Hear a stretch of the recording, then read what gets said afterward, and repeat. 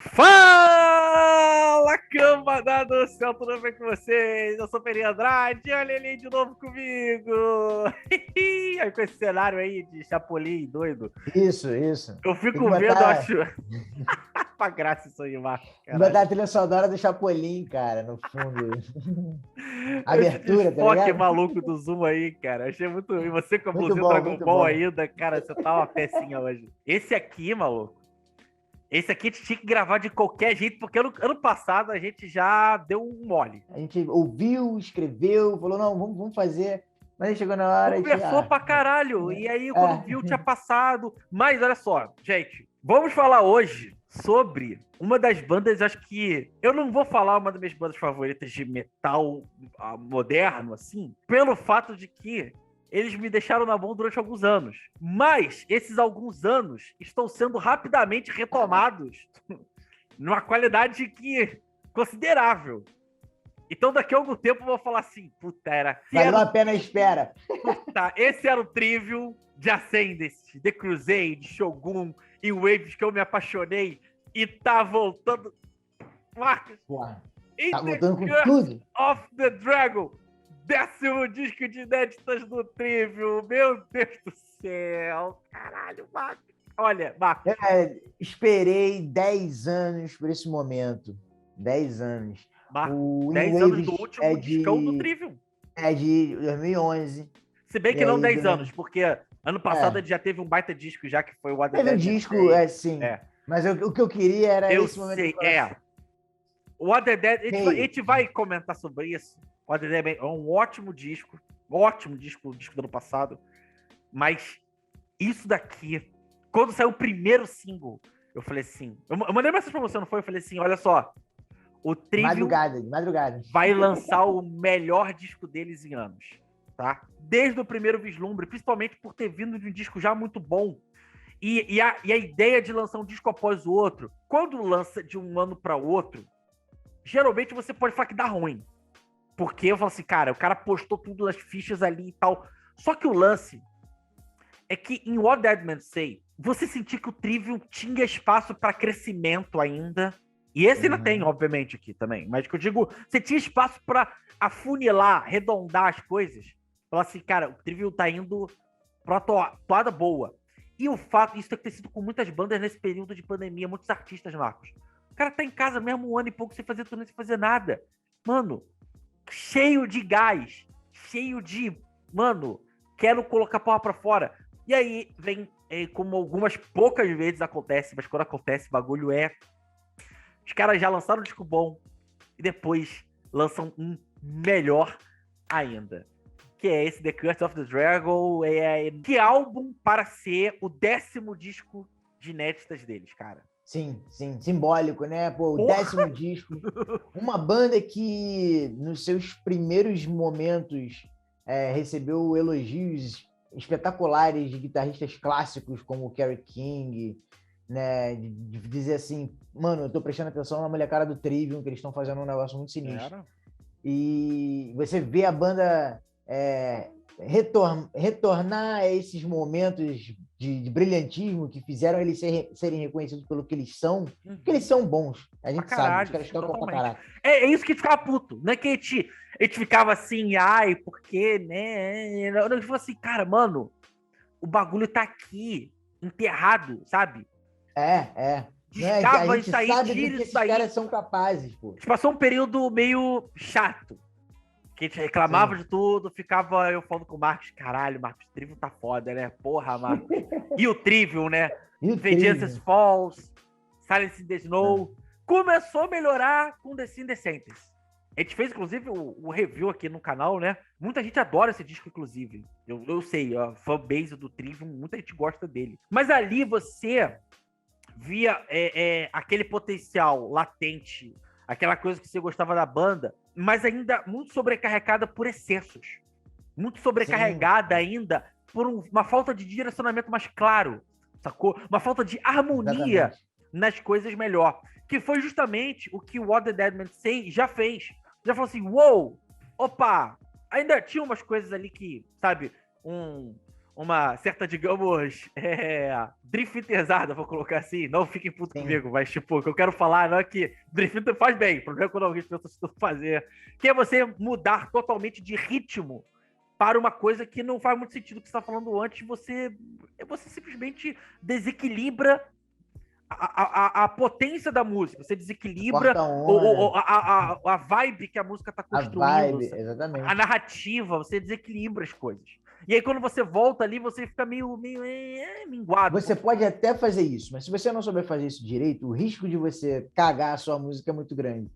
E assim, existe uma zona de conforto, uma área segura, aonde o Trivium consegue fazer isso muito bem. Porque, querendo ou não, essas características de repente mudar o de ritmo, colocar um breaking down e voltar numa parada mais acelerada, depois numa coisa mais, né, heavy metal clássico, ele sempre fez isso. Sim. Mas ele sempre jogou muito bem com as ferramentas que ele sabia jogar. A questão é que existe um ponto de virada no Trivium que eles tentam mudar um pouco a estética com a qual eles estão trabalhando. Isso. E partir para tentar fazer coisas mais alternativas. E aí que tá essa influência do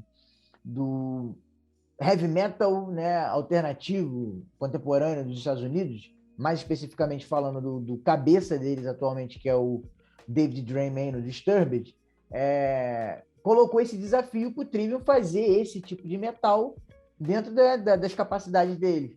Só que a gente vai ter a sensação de que beleza, nesse campo os caras não conseguem acertar muito as coisas. Fica estranho, fica chato.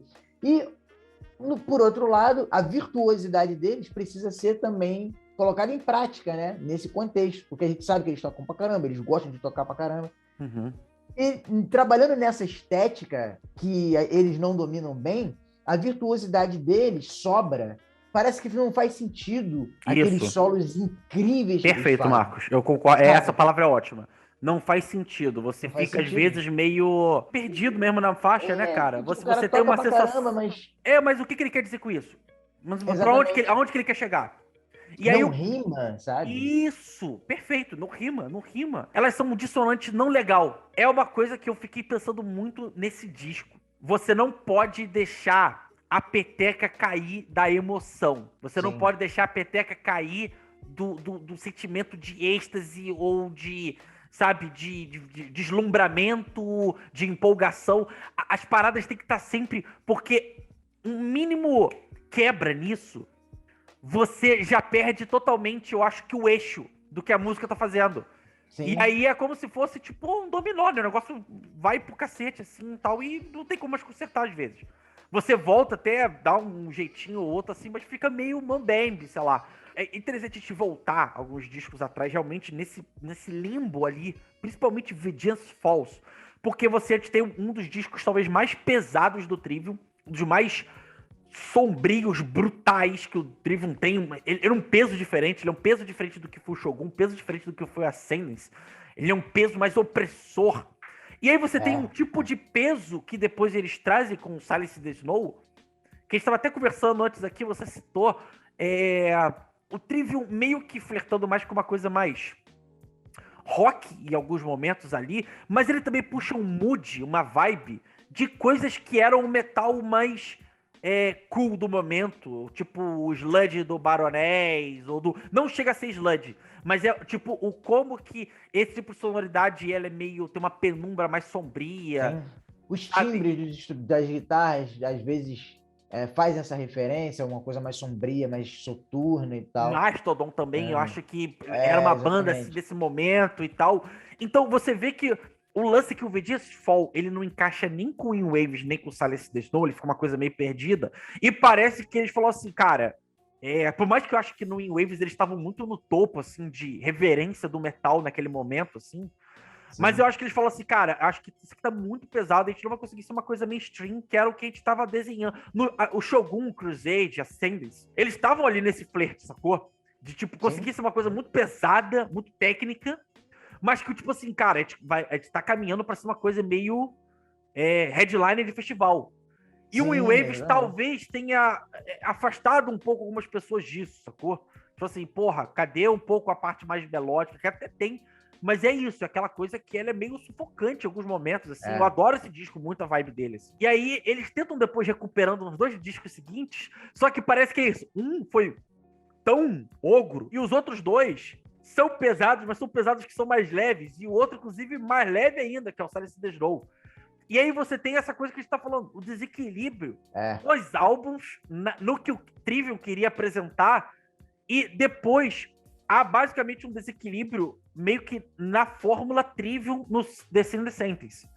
Que é eles assim, vamos tentar voltar a ser o que as pessoas entendem como Trivium. Funciona, em parte, porque em muitos momentos é o que Marcos falou. Tem alguns momentos que você é desnecessário como que as músicas são grandes, é desnecessário a quantidade de músicas que tem no disco, é desnecessário para onde as músicas vão, a virtuose das músicas. Se eles antes eles estavam até, acho que por exemplo, no Silence in the Snow, eles estavam muito condensando demais a sonoridade deles em alguns momentos. Aqui acho que eles exageram demais em alguns pontos.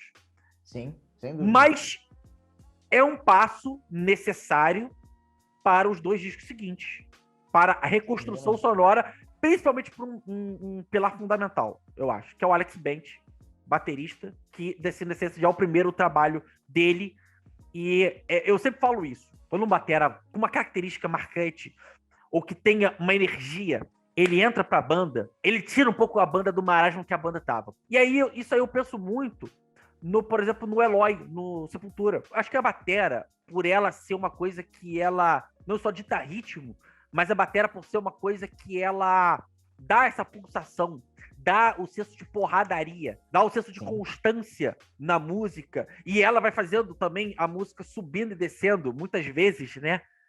O que tá acontecendo nela. Então, quando você tem esses caras que são meio que desafiadores, e a banda consegue entender e receber bem esses caras, assim, se sentir realmente confrontada no melhor sentido, falar assim, caralho, se eu não for acompanhar... Eu lembro de uma entrevista do Andrés falando, tipo, cara, se a gente não acompanhar esse moleque come a gente, cara. Porque ele é muito pesado. Mas que a banda vai patinando no começo algumas coisas, tentando... É como se fosse isso, cara. O cara vai tentando pegar o jeito de novo, sacou? Vai tentando realinhar as coisas ali. Sim, é uma construção. Exatamente. Não é uma coisa que vai acontecer do dia pra noite, sacou? Não vai acontecer. O Eloy também foi uma coisa de 3 discos também. De tipo assim, de acentuar a qualidade, sacou? E eu acho até parecido na questão de como eu me sinto ouvindo os álbuns. O Mediator Between Head and Hands Must Be Their Heart, 2013, você tem o Descending Sentence, que é mais ou menos como se fosse a contraparte, né? Mas cada um funcionando bem para cada banda, né? Machine Messiah, que já foi mais encorpado, as pessoas já mais uou, ó, interessante isso aí, hein? E aí você tem Quadra no ano passado, enquanto o Trivium no ano passado estava justamente fazendo o disco que eu, na comparação, eu prefiro do que o Machine Messiah, eu já acho que é mais arredondado o resultado, mas o Quadra nasce como um clássico do Sepultura instantâneo, o melhor disco, indiscutivelmente, de toda a era do Derek, indiscutivelmente, assim. Quando a gente chega aqui em The Curse of the Dragon, eu acho que a comparação com o Sepultura é bem interessante, porque eu vejo o resgate do Trivium Old School, inclusive quase na discografia inteira deles. Sim, você vê vários elementos aqui.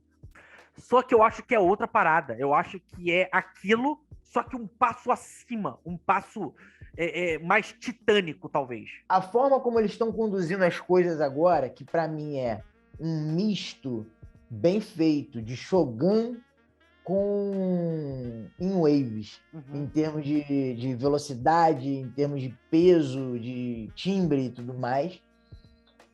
Mas é uma mistura de Shogun e In Waves que consegue passear pela discografia toda.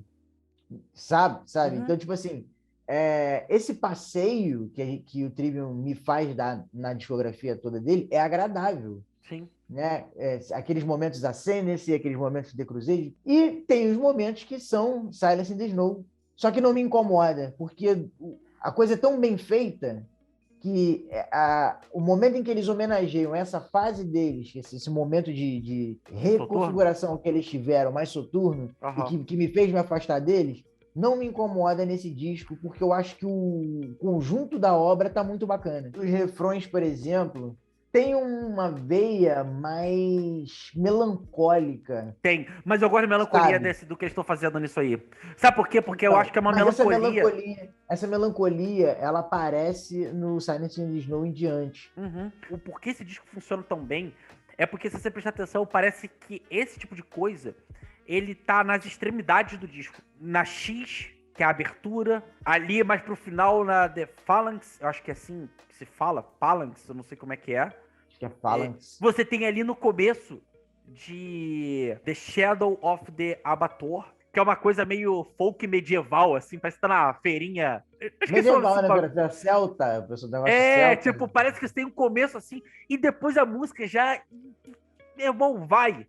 E isso acontece com quase todas as músicas que eles trabalham. Você não tem uma quebra completa da velocidade, do ímpeto que a música tá vindo. E parece que é muito bem preenchido esses momentos. Ele não cai para algo que é uma melodia que ela vai ficar extremamente mais sofrida, agridoce. Vai ser uma coisa que, tipo, sabe, que vai falou assim, cara, isso aqui é só pra realmente você ter um refrão radiofônico. Você fez a comparação muito com o Shogun e com o Waves.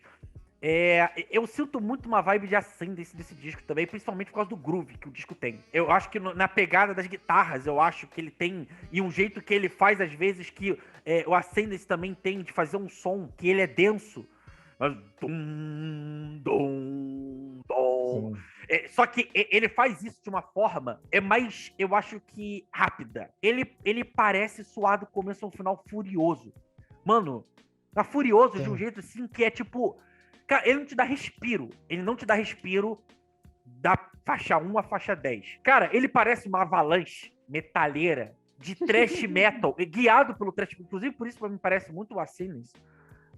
Mas o Shogun também faz isso pra caralho. De como você tem uma coisa... Eu sou o trash pra caramba, mas eu tenho uma coisa meio speed metal em alguns momentos aqui, eu tenho aquela coisa mais progressiva, eu tenho aquela coisa mais épica, eu tenho aquela coisa mais melodiosa, mas guiada por, centralmente, metalcore também, mas guiada por esse tipo de som. Inclusive da voz do Matt, eu acho muito legal como que ele aprendeu a cantar gritado. Eu talvez até sinta falta em algum momento outro, porque eu gostava muito do tipo de gutural que ele fazia, que era aquele gutural pra dentro, que era... Tipo, ele não faz mais isso não existe mais. Sim. Mas ainda assim, ele tá toda hora nos gritos que são muito preenchidos, eles são muito carnudos. Ele aprendeu muito bem a cantar, a lidar com as limitações da voz dele. Tava vendo uns vídeos da época do Shogun. Ele abusou muito da própria voz e se ferrou por causa disso, né, cara? Então tá na merda. Todo vocalista novo de começo de carreira é esse, de metal, né? Teve que reaprender uma série de... Mas o caso dele foi muito grave, né? Sim, sim. Assim, tem que reaprender a cantar mesmo. O David Draiman não tem uma influência só na estética, no sentido de como que ele vai fazer, mas assim, no como que ele vai soar mesmo. Eu acho ele um vocalista afetado, mas ele, pelo menos, eu sei que ele tem nuance. O David? Exatamente. Isso realmente, tipo, não tem como. A voz dele, para um cara de 35 anos, 10 álbuns, como que tá hoje em dia, óbvio que se deve muito a esse momento de acalmada, digamos assim. Sim. Porque ele tinha aquela voz meio de metalcore adolescente. Sei, isso. E ele, olha, não tenho mais essa voz, eu preciso encontrar um jeito de cantar limpo. Ele fala que ele gosta de cantar limpo, mas ele quer cantar bem.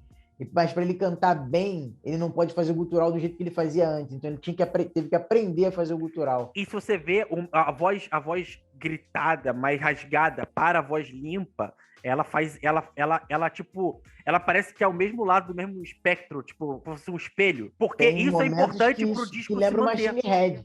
Concordo também. Machine Head, que ele vem cantando limpo, tá ligado? Que ele vai fazendo um bagulho tipo, não sei o que, não sei o que, e vai inserindo agressividade. Eu falei, caraca! Olha o que ele tá fazendo, né? Isso é fundamental para uma das coisas para você ter o refrão que a gente tá falando, que o refrão, ele parece por exemplo, uma música que ele tem um refrão muito melodioso, mas eu adoro essa música, cara, Fist of Fire. Mas ela é pegada sem ser aquela coisa tupá. Mas ela tem, ela tem uma base que faz uma referência, uma homenagem muito maneira para um heavy metal mais tradicional, né? Um bagulho mais...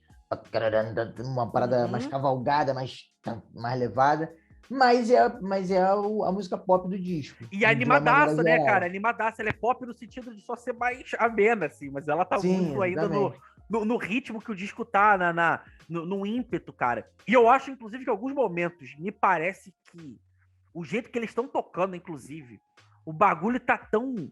É porque a virtuose, e aí eu vou usar de novo a ideia da Avalanche. A Avalanche, quando ela vem vindo e vai geralmente num bagulho, numa reta, né? O que acontece nas músicas é que você geralmente, pelo menos a minha impressão desse disco, é que, tipo, em vez deles irem fazer um contorno, ir pra um outro caminho, só que eu pegar uma curva e, tipo, cair no mar, sabe? Ou, tipo, ir pra, sei lá, ter uma cidade, cair para a cidade. Não, ele vai continuar naquela devastação reta, mas ele pegou só apareceu uma caverna, sabe? Igual filme, jogo de snowboard, sei lá. Entrou ali, mas o caminho é o mesmo. E aí o que eu digo com essa maluquice de metáfora aqui?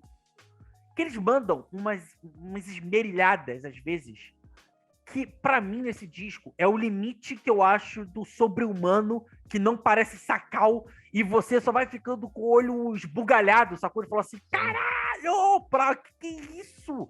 De tipo, de impressionado e tipo de bater cabeça, cara. Eu quero bater muito cabeça com isso. Se força a barra mais um pouquinho, vai falar, pô, esse disco é mó chato. Mas é por isso que... No limite do incrível. Tu fala assim, caralho. Mas essa aqui é a qualidade maior desse disco. Como que você vê do disco começo ao final... Cara, ele é um disco que são 10 músicas que elas se encaixam absurdamente bem. Ele passa harmoniosamente de assim, Mac, transcorre assim. O disco, quando você vê, você já tá lá no final dele, assim. E ele é muito saboroso de você ouvir, assim. Inclusive, voltando na questão dessa sonoridade, que você acha que tem esse mood mais soturno e tal, é legal como que eu falo, as extremidades, não é só na primeira, na última, no começo ali da sexta faixa, mas como que às vezes você vê isso em alguma coisa que eles tentam colocar uma coisa mais, como se fosse uma missa negra ali, ou uma coisa meio como a própria excelentíssima e linda, e eu quero um quadro disso, da capa do disco, sacou? Sabe aquela coisa que você tem ali, aquela coisa meio quase bíblica, né? Quase São Jorge, sei lá, e com bagulho de Roma, gladiador. É muito linda aquela capa. Aquela capa. Mas aí é uma parada que você vê as vísceras, a porradaria e a coisa meio... uma fantasia dark ali, e aí você vai vendo isso acontecendo quase como se fosse gotejos, escorrendo em detalhes dentro dessa agressividade sonora que é o disco do começo ao final. Cara, só o como que liga a X pra In The Curse of the Dragon. Moleque, eu já ouvi umas 3 vezes esse disco, eu tomo um susto todas as vezes. Porque também. Você tá no mood, e não é que é do nada, mas é porque o bagulho é tão encaixado, e é tipo assim, desde que começa... Que é isso? Calma, cara. A guitarra igual uma bomba explodindo, meu irmão. Cara, e essa música é inacreditável, né, cara? Inacreditável. Que música é essa, maluco? Cara, Marcos, eu vou falar que é uma música que eu adoro muito desse disco, é Fall Into Your Hands. Muito maneira.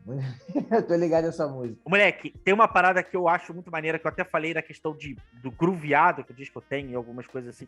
Mas eu acho muito legal como que, tipo, cara... Aí tá o negócio, tipo assim, cara, vou fazer uma quebra, mas como eles são precisos nesse disco, eles são, tipo, relógio suíço. Cara, tem uma hora que tá aí vem o baixo, ele faz um bagulho no meio, que é 1 milésimo, assim, que o bagulho eles dão um tranco, mas, tipo, vai te dar uma propulsão de novo pro bagulho. É muito foda. Cara, a Cries of Revelation, ele faz uma parada muito maneira, que é um groove no final, que ele fica fazendo meio com a guitarra, assim, um bagulho assim, que é tipo uma dançada que dá, sendo que a música é uma música também interessante, porque ela passa por uma porrada de vibe, inclusive do disco ela deve ser uma das que mais tem vibes diferentes, assim, mas como que cada vibe vai do épico, do bagulho meio sacro, assim, aí depois de uma porradaria mais sinistra, os bagulhos que lembra Sepultura, old school, assim, caceta. E aí tem uns momentos também que tipo, você volta no Ascendance, assim, tipo, aquela coisa meio flamejante no som, assim, tipo, você fala assim, caralho, mano, o que é isso? Não, passa por várias homenagens ao próprio Trivium, mas também há várias outras bandas de metal em geral, né? Eu sinto muito de Testament nesse disco aqui, cara. Você sente muito Testament, senti muito Testament, tem a influência clássica deles, que é o Metallica, o Iron Maiden, mas, por exemplo, o vocal vira e mexe me lembra Corey, no Stone Sour, não necessariamente no Slipknot. Uhum. Então, assim, você vê que tem horas que o som que eles estão tirando fica uma parada mais metal moderno, que vai lembrar aí as bandas de metal moderno, tipo Periphery, Veil of Maya, essa galera que tá fazendo um som mais diferenciado, não necessariamente aquele thrash metal clássico. Tirar, assim, os bons momentos de diversos estilos de metal com os quais a gente está acostumado, são referências para nós, que são as referências do cara. Fazer isso se conectar, criando a identidade deles enquanto Trivium, ao mesmo tempo em que eles estão passando por diversas fases da carreira deles. É um bagulho muito maneiro que eles conseguem fazer. Esse disco, talvez, no sentido, digamos, para a banda que eu acho que eles almejam ainda ser de headliner de festival, ele é foda pro metaleiro clássico, mas eu não sei se ele é o disco de estádio. Eu não sinto mais eles com essa pressão de que eu preciso alcançar esse momento. É como se fosse tipo uma espécie de Slayer, que eu até sinto muito de Slayer também aqui nesse disco, em vários momentos, o como que eles simplificam a ideia de thrash metal. Por mais que a gente fale muito que eles são muito técnicos, tem várias ideias ousadas e rebuscadas sonoramente, sem ser uma coisa muito cabeçuda, sacou? É uma coisa que funciona, é mais funcional, né, no caso, né? Uma coisa mais direto ao ponto, assim.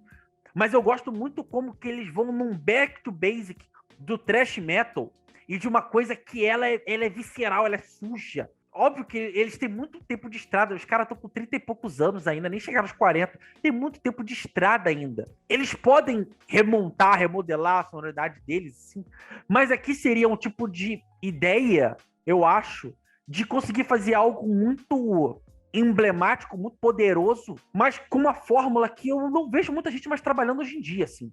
Nesse nível de qualidade, talvez, assim. O último disco que eu acho muito foda de thrash metal, e que é um thrash metal com uma cara muito mais oitentista, mais podre a sonoridade, foi o último do Power Trip, cara. E o Power Trip foi uma banda que, tipo, cara, eu era apaixonado pelo Power Trip.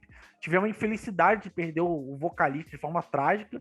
Uma banda que tinha muito pra dar pro metal ainda, muito absurdamente. Eu fico feliz do Trivium, uma banda que eu gostava muito, recuperar a questão da porradaria que eu gostava, mas de uma forma diferente e que me dá um grau de maturidade, me dá um grau de tipo assim, cara, eles estão totalmente cientes da força que eles têm aqui nesse disco. Eu acho que isso que me deixa assim, do começo ao final, eu vejo caras assim muito confiantes e muito são no que eles estão fazendo, assim. Então, puta, eu pelo menos eu vejo esse disco aqui como um dos highlights da carreira do Trivium absurdamente, assim.